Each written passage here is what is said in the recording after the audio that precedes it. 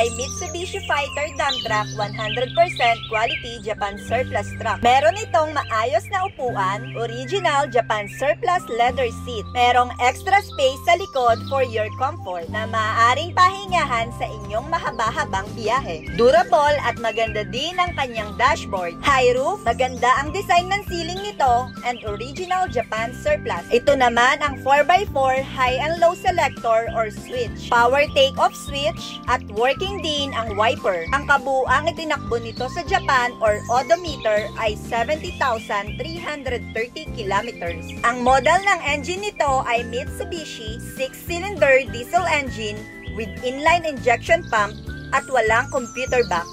Original Japan surplus, no talsik, no usok, at hindi blow-by. Ito naman ang kanyang bed. Maayos, maganda, at may haba na 12 feet and capacity na 5 cubic. Very powerful and smooth ang damping nito. Maganda, makinis, maayos na maayos din ang headboard nito. Ito naman ang kanyang dump hoist na very efficient to make unloading easier. Ito naman ang kanyang transmission. Nakahiwalay din ang transfer case nito para sa mas powerful at mabibigat na mga karga. This is the air tank to hold compressed air.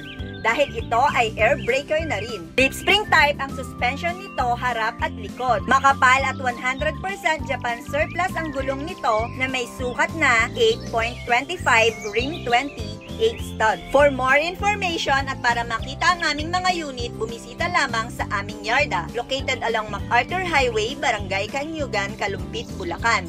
Opens Monday to Saturday, 8 a.m. to 5 p.m.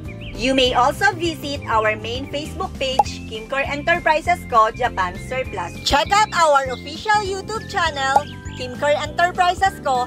And don't forget to like, share, subscribe, and hit the notification bell for latest videos.